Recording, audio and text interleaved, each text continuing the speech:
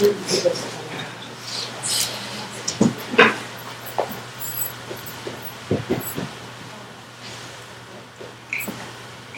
going to start with a meditation. So, if you've been outside and you've been a little cold, take a minute to cough, clear your throat.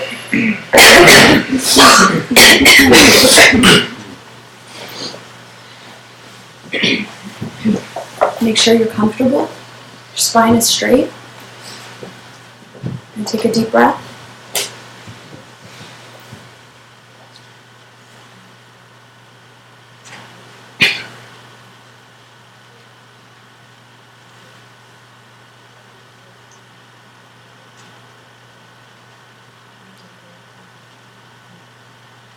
You want to think that there's a sentry or a watchman at the tip of your nose. And you're going to watch your breaths go in and out.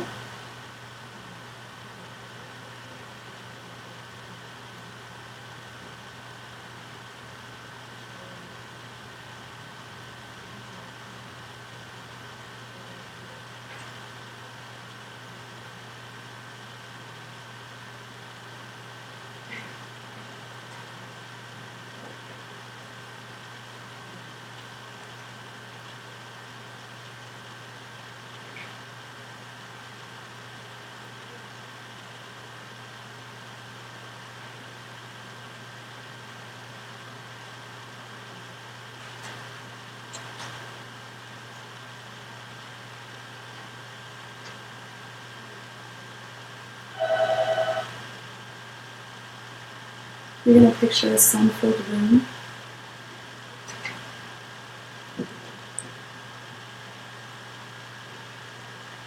It's in a beautiful house on the side of a mountain. The room is filled with golden light.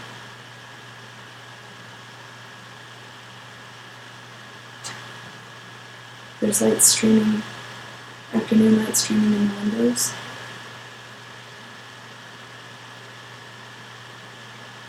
Through the window you can see blue sky, beautiful valley.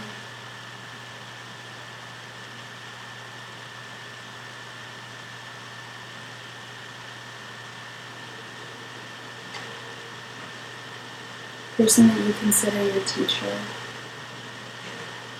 the holy being, your protector, walks into the room.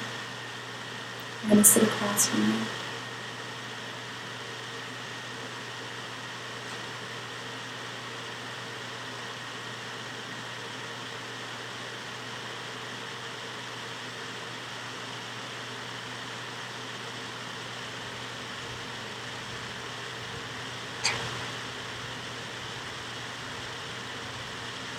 They're looking at me with love and compassion and kindness.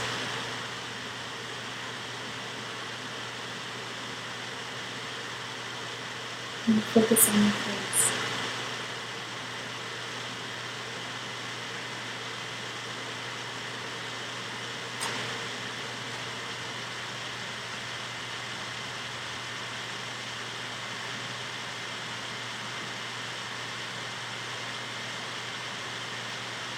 Keep gazing at your face.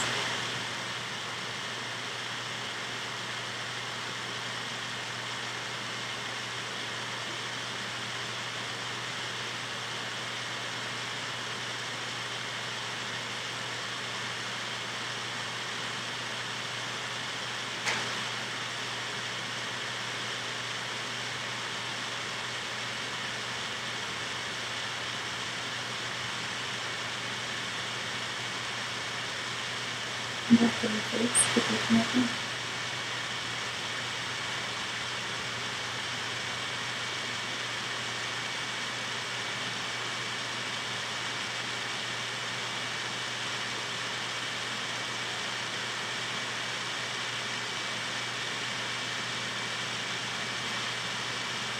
And bring your mind back to the sun.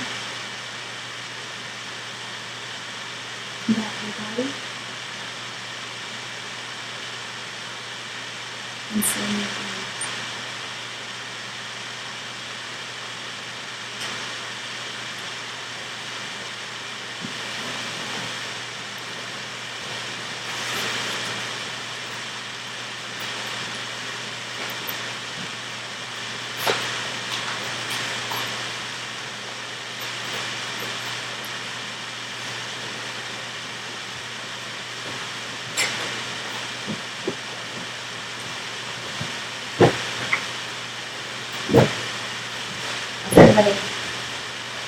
Good.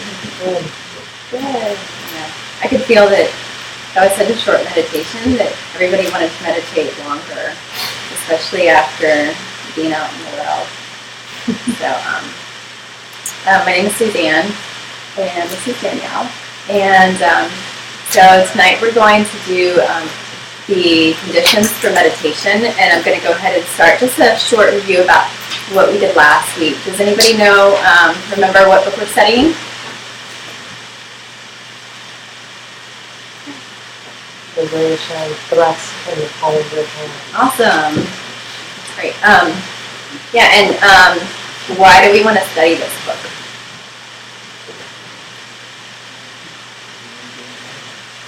Cool. That's great. Yeah, we're studying a book which is actually edited by Trijong Rinpoche, who is a student of Pabongka Rinpoche. And Pabongka Rinpoche gave an oral teaching in 1921 over the course of 24 days to lay people, monks, all kinds of people in Tibet. And Pabongka's student then took all the material that he had heard and edited it, and so we are studying just one part. This is a 3-part book, and Liberation Thrust into the Palm of Your Hands. So, a gift. And so after then it was edited, then Ken Rinpoche, who is a student of Trijong Rinpoche, and some of Ken Rinpoche's students Ken Rinpoche's student, Art Engel, edited the book and then or translated it into English. And Geshe Michael, who is also a student of Ken Rinpoche, I'm giving you lots of names. Don't worry if you don't know any of them or can't remember. I remember when I first started taking classes, I was like, I don't understand these names, don't worry about it. We're in the lineage of the Dalai Lamas. So you can trace all these teachings back to the time of the Buddha, 2,500 years ago, who was a normal, ordinary person like me, and found his way out of suffering. So, and now we have these teachings. So these teachings are everything you need to follow the path, the steps on the path, also called Lam Rim teaching to be enlightened. So we have everything here we need to do. And Michael also talked about everything you need to get your meditation posture. So one of the first things you need is a cushion, but that's not part of the 7 steps. Does anybody remember any of the parts of posture? Cool. Yes, exactly. Straight spine. So you can keep your legs cross-legged like most of us are. You can sit in a chair. You can put your feet like this. I saw one person sitting on this, wood thing with her feet under her. You can do whatever you want to make sure your legs are comfortable. Your butt's a little bit higher. Your hands are resting on your legs. Your palms are up or down.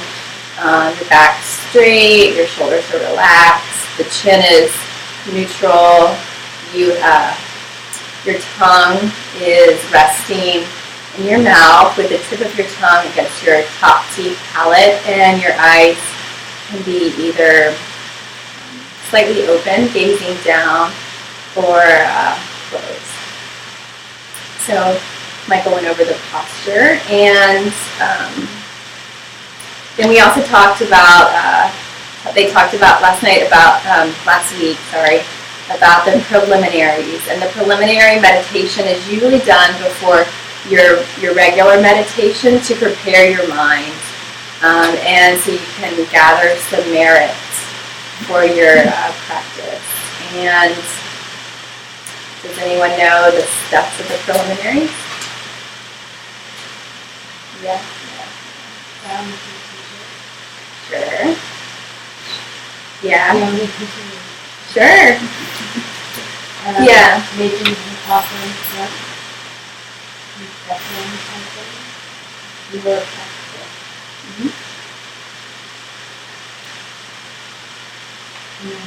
Every day. Rejoicing, yes.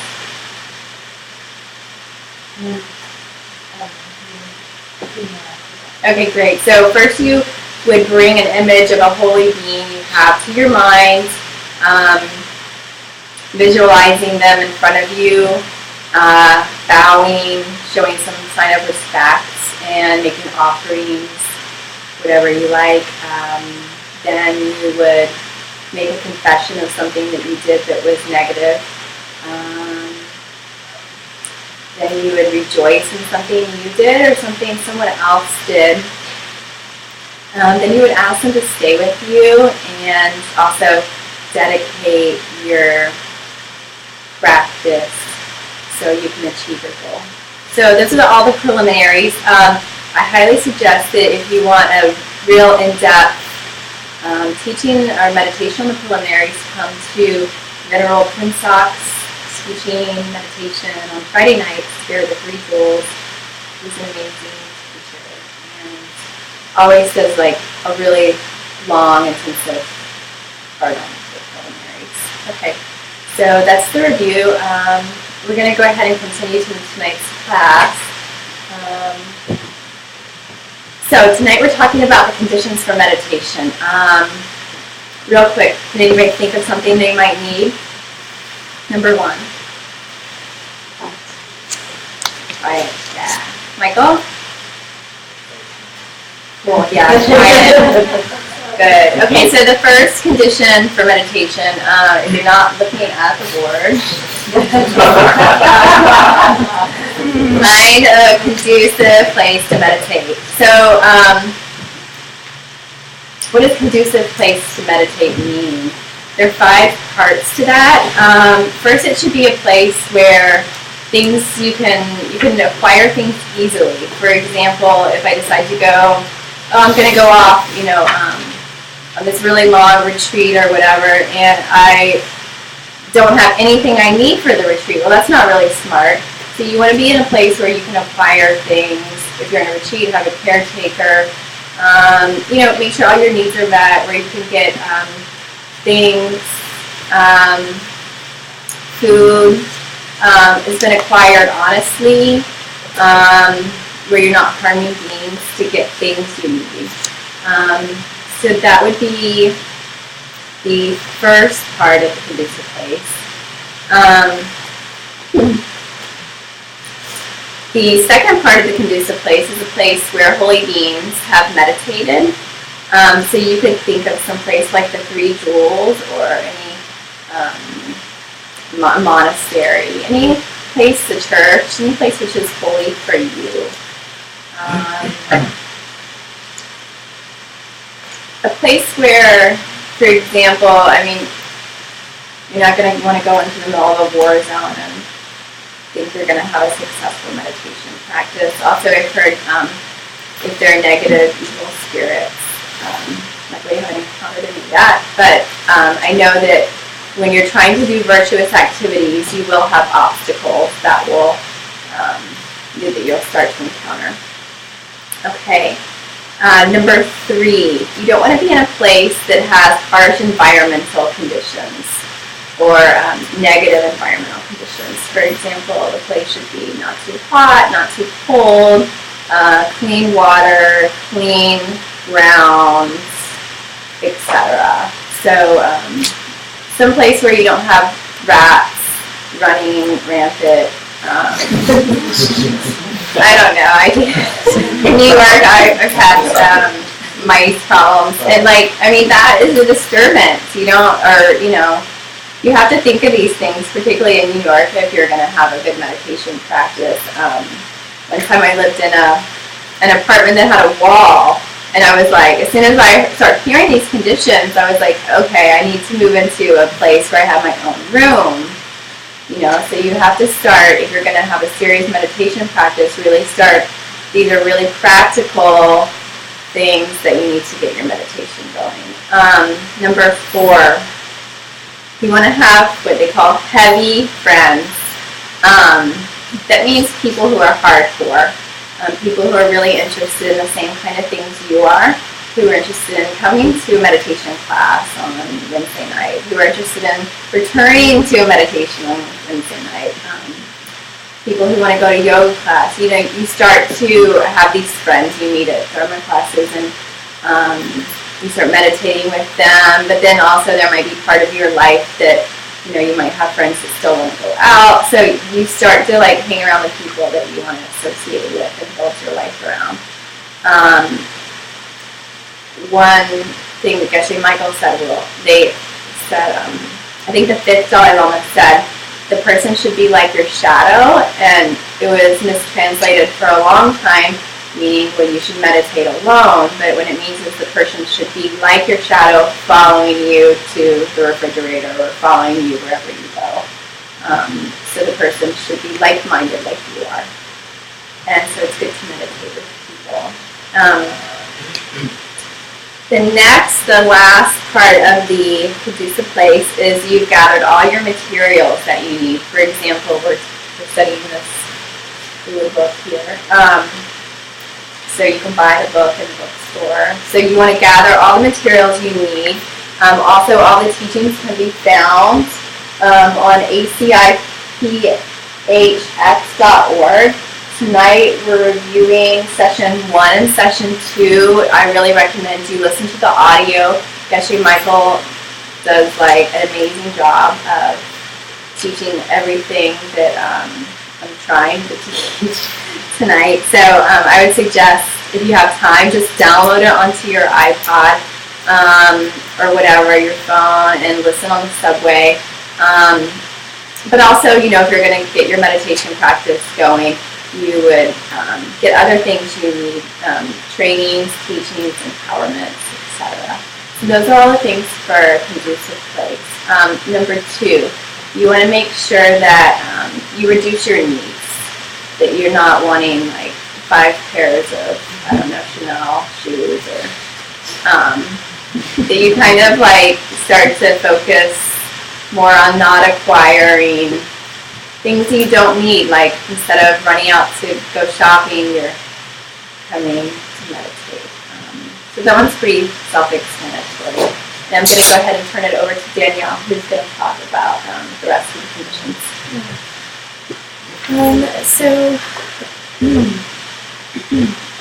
So the next precondition is cultivating a sense of contentment and gratitude for the things that you already have. So you want to remember that for everything that you have in your life, whether it's food, whether it's clothing, some person out there, whether it's one person or 100 people, spent precious moments of their lives working hard to produce the food, to get it to you, to cook it, to package it, so that you could have it and take your nourishment.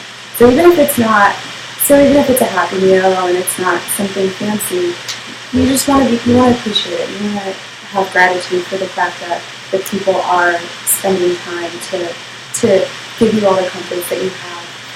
And the same thing with your clothes and other belongings. You want to just be content with the things that you have. I heard a funny story on a late night show. One celebrity went to visit someone else and he'd forgotten to get him a gift. So he snuck into his house, went in the closet, and took some shoes and some sweaters and just kind of brought it out in the bag and gave it to the guy. And the guy was like, "Wow, these are organic shoes. Oh, this is a great brand. I love this. How did you know?" Like, he tries on the shoes and they're my size. They're fantastic. Then he tries on the sweater and the sweater fits. And then he goes, "Wait a minute. This is my sweater. This has a hole in it." And he was like, "Yeah, well, I gave you the best present of all, which is appreciation for the stuff you already have." So he'd even forgotten, how great the stuff was that he already had, and it only when someone gave it back to him did he kind of think about it again. So try to take some time and have gratitude for the things that you have. The next thing is to avoid excess stimulation and activity, so overstimulation. And living in New York, it's hard because you have Facebook, you have your Mac, you have your Kindle, your BlackBerry, and it creates these habits of pretend busyness, right? Like it becomes Pavlovian. Your BlackBerry rings or buzzes, and then your PC does something, and your phone does something, and you get used to responding. And one of the things that Geshe Michael says is you have to develop a fluff filter. Like you know that not all of those emails are important. There's maybe one or two that are important, but most of it is, a friend sending an update, or you might have that aunt that sends those chain letters that you're supposed to forward to 10 people. So, you want to think about reducing the amount of response, like these responses you have. I did, and Suzanne did this 10-day retreat over New Year's, and it was the greatest gift, aside from the retreat. I worked in finance most of the time I've been in New York, and it was the first time in maybe 8 years that I didn't check my BlackBerry every hour. Like 10 days without checking my BlackBerry, without having a computer. And when I came back, I didn't turn my TV on for a week. And my life before retreat, I would sit on my couch, I'd have my laptop on my couch, or on my lap, I'd have the TV on, and then someone would call, and you're multitasking. You kind of believe this myth that multitasking is what makes you like an exceptional person. But what about the person on the phone that I'm talking to? Like, how is that? When I have my TV on, I have my laptop, like, someone calls you, like, what are you doing?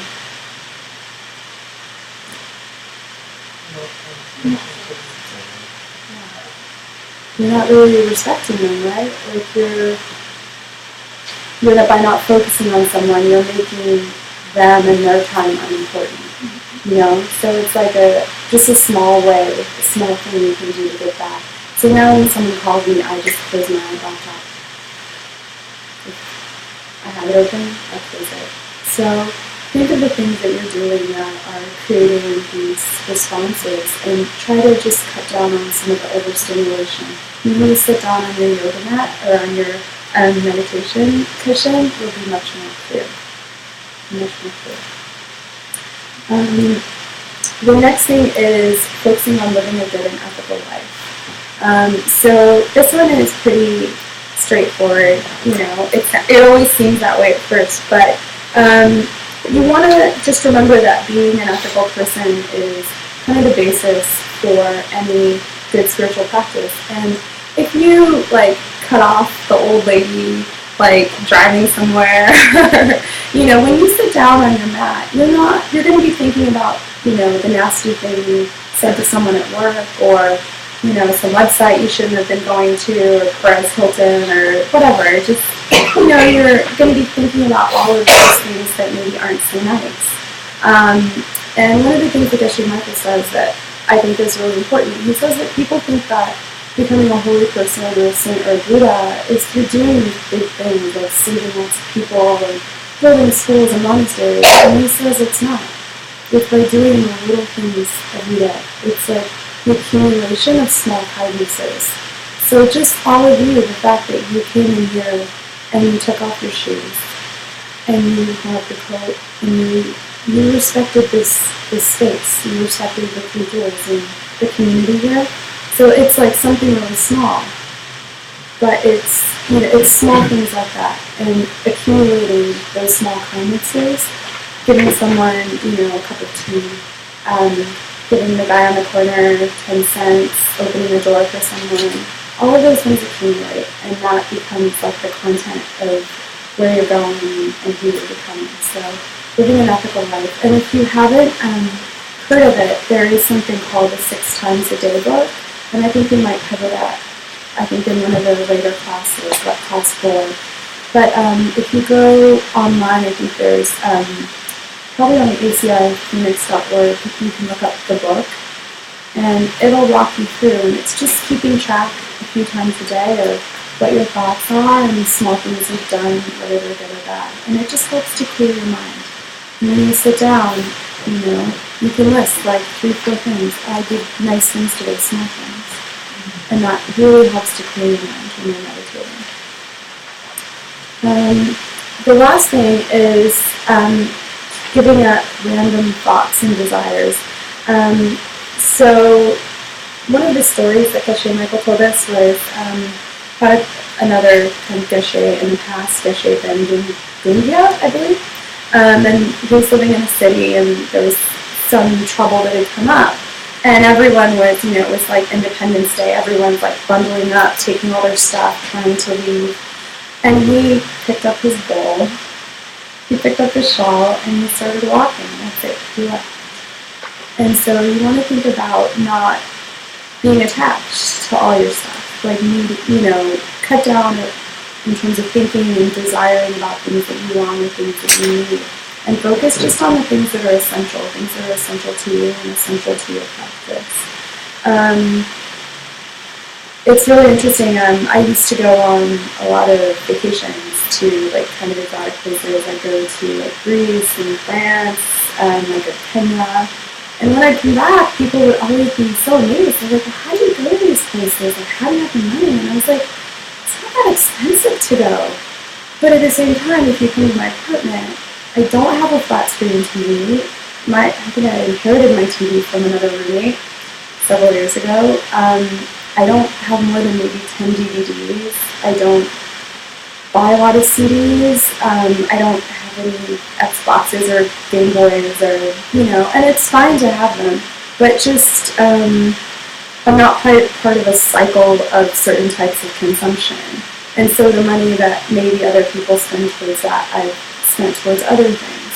So you just want to think about, are there things that you're consuming that you're not even thinking about, like, that you're maybe allocating in different ways. One of the things that Geshe Michael said that I thought was really prescient, he said that so many of the things that we think of as wants are transitory. And it's so true. When I was 13, I got very angry at my stepmom because she wouldn't take me to see the New Kids on the Block or something, right? And now that's embarrassing to even think about. I'm sure the things I wanted at 16 or 18, those things that I thought were important, I don't even think about them. I don't even remember, right? You go through an old yearbook and you're surprised at who you were.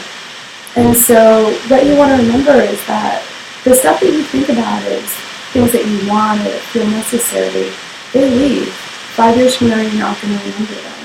But if you let those things distract you from the meditation practice, you're not going to have a meditation practice, but you're going to have a lot of stuff that you don't really care about. So it's a good thing to think about. So if you can meet all of, kind of focus on, reducing your needs and looking at these preconditions, you can actually move through the levels of this poster very quickly. The rumor is that you can do it in 6 months if you hit all of these perfectly. I don't know anyone who's done that. The rumor is that Anatole did, but one of Geshe Michael's most senior students, but I don't know for sure. But it's really something great to aspire to. So what you want to do is examine your life and look at this list, and over the next week, think about places where you can start to, make changes.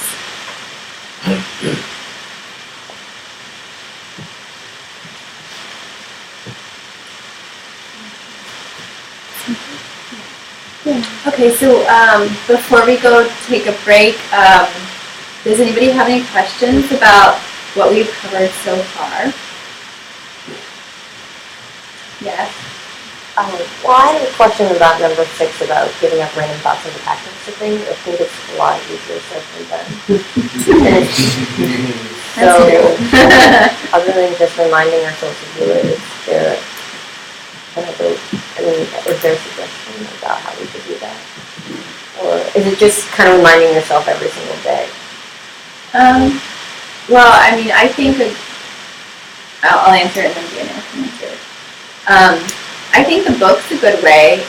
What happens when you start writing things down, it kind of brings you to a different place, like, oh, it does make a difference if I, let's see, I'm trying to think of something, like, I have favorite foods that I like, right? And I'm kind of picky about some of them. So like, I want this. Oh, I don't want that. Like I seem to spend a lot of time on that food's not going to be that good, or like how do I know? The food in the restaurant is not really whether it tastes good or not. It's really dependent on like if I've made other people good food and they've been happy with what I've given other people. So, and you can go to the same place and you get totally different meals. So it's not dependent on that restaurant, right? So sometimes that like random thoughts like spending too much time on focusing on like my desire for the perfect meal, you start to realize after a while like, maybe I can let that go a little bit and just see what happens if I have a crappy meal. Like, it's not going to hurt me. I'm going to have another one. And, like, that's my personal one that I could that I need to work on. So maybe writing it down. Do you want to say something before? I mean, what I was going to say is that part of it is just, a lot of this is looking at habits. And when you have a habit that you constantly want certain things, you're constantly reacting to things. So you're constantly like listing in your head, right? Like instead of focusing, like even if you did have like a great meal, or like you bought like a great pair of shoes, you wouldn't even enjoy it. Because you're thinking about, well, what's the next time, right? You're already making lists in your head. Like you're not even able to focus and like really enjoy, really be grateful for what you have. Like you have a great meal, but you're like, oh, I'm in, like, this is a fancy restaurant, like who's looking at me, like, it's, like you're focused on, like wanting more stuff and you're not even appreciating kind of the moment. So by trying to cut down on like that initial reaction, when you see it, is you'll start, I feel like a part of it is like start by looking at the things in your life that you really like, or you feel like you really care about, and when you're doing it, really focus, like really, really focus on that. I still have a follow-up question. What if it's not like a material thing? What if it's like, I really want to be successful at work, and I can see what you're saying, like, let's say your goal is to get promoted, and then you get promoted, and you're still looking for that next thing. So how do you, like, still better yourself without being complacent, without that desire to, like, keep wanting something more? Mm-hmm. See what I'm saying? Yeah. I think there's no problem in wanting to have a successful career. And wanting to be the best at what you're doing. It really comes down to intention and motivation. So, like, really look at, like, what's your intention for, like, why you want to be successful, or why you want, like, to, like, move up the ladder. Like, is it to help more people? So, or is it so I can show off my, I do administrative work and I work in an investment bank, and the big thing is these news sites. And to me, they're pieces of plastic, and I'm like, why do people care about these pieces of plastic that I have to ship out? Like, but other people are like, oh my gosh, this is like a reminder of all the work we put in.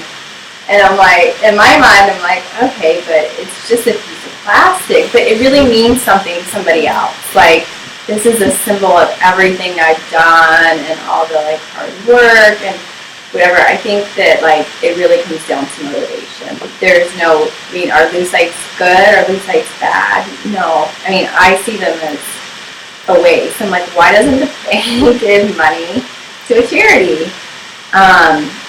But who knows who these people are who are giving out loose sites? They're like, So I really think it comes down to motivation. I used to be one of those loose site lovers. Did you guys have, I guess some of you had something they wanted to say? No? I think that cutting down on overstimulation will help with that. Like that stuff is make me that. I think also going back to what Jenny also like impermanence and like what's going to be really lasting. And so will that success be lasting and how long will it last, right? And looking for something that will bring deeper contentment. And I think that with all of this stuff, the more you invest in it, the more you get back. So it's sort of like, it's like a diet, right? Diet is really hard and you don't see the results, but like really quickly you start to feel better and you want to eat that. Right? And it's very, very similar with meditation. So the quieter your mind gets, more deeper you start to feel that deeper contentment. And then you become motivated by that. It depends on which spiral you want to go. You know what I mean? Which thing you want to invest in. What are you investing in that's going to have the longest results? Like it's going to have the most, think about it very practically. What are you going to get the most out of it? It's going to have longevity.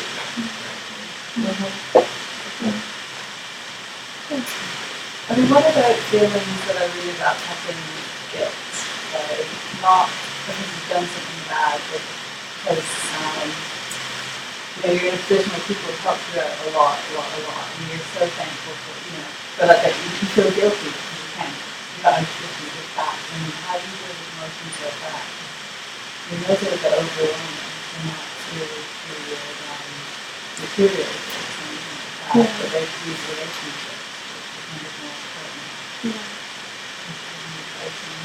Yeah. So in the context of, in relation to your work, do you feel like you want to, you mean to continue back to it, or do you mean just in general? You feel, so not guilt, but... Guilt. Yeah. A lot of people being very genuine, very, very generous in their time and giving a helping hand and that sort of thing. Do you mean like unworthiness? Is that how it feels? Like,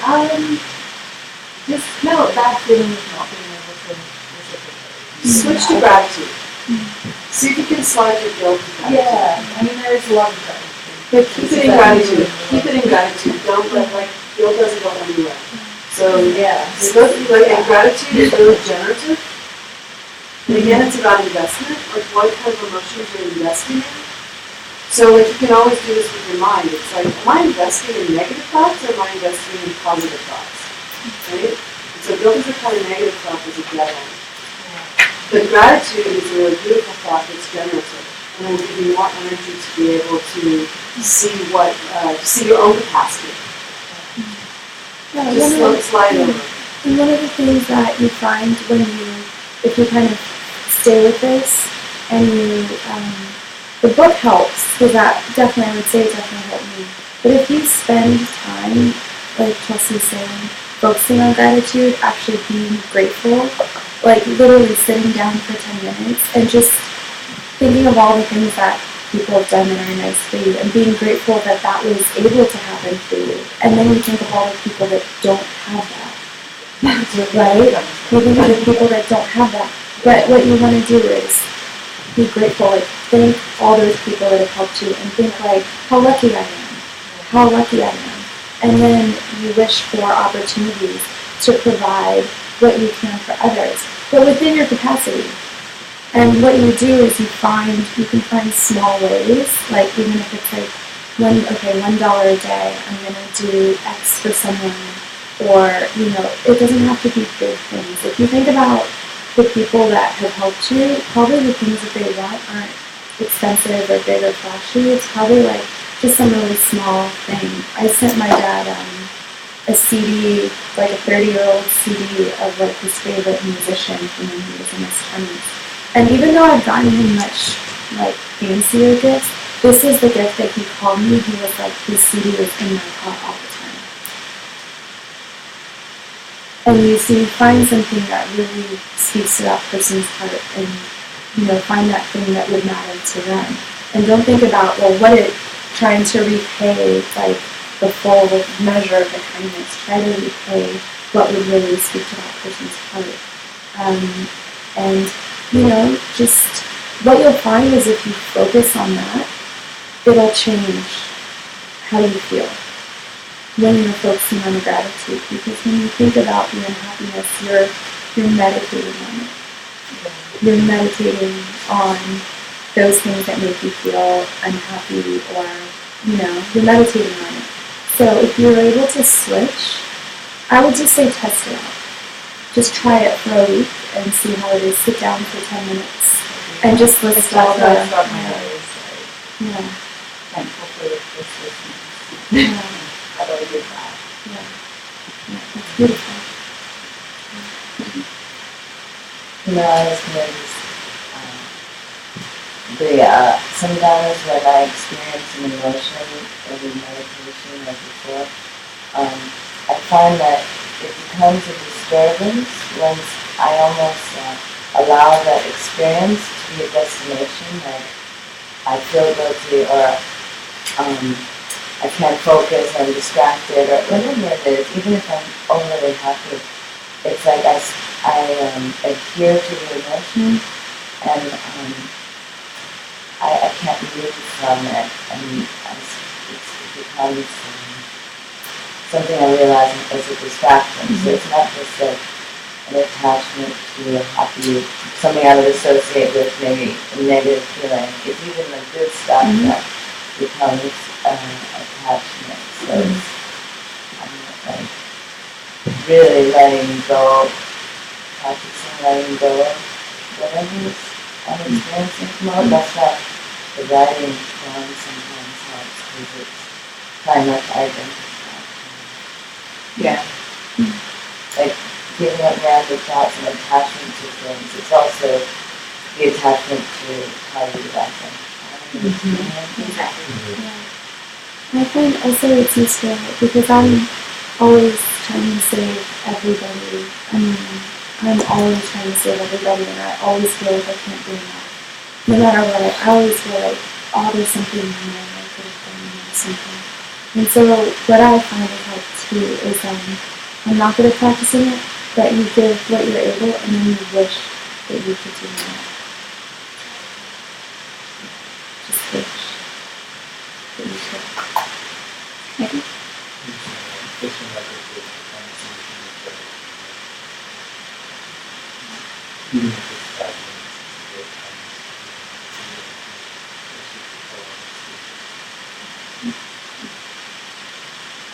Okay, we're gonna have a short break.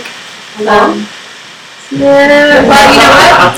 Our questions, 10 minutes, 10 minutes. Actually, can I make a short announcement? Sure. I brought the preliminaries and the initial prayers for everyone, so I think that yeah, everyone's able outside, yeah. Thank you. And also just for people, if you know somebody who's missing tonight's class, it's being recorded, and you can go to Ustream. I'll write it up on the board if you wanna. We'll record all the classes from now on, so you can go online and watch them if you miss them or someone else wants to see them. And if this is your first time here, if Free Jules just runs on donations and lots of love and care from everyone that comes here. So if you have a great time tonight and you want other people to be able to come here and enjoy it, just make this small little token to this beautiful place. So, and there are snacks outside, so please come enjoy. And we'll see you in 10 minutes. Real 10 minutes. Real 10 minutes. 10 minutes. One more announcement. 7:55. I'll be right over there by this lovely cardboard box. If you can get a large poster just like that one, it's fun to have that. Yeah, the poster is really essential. Get it.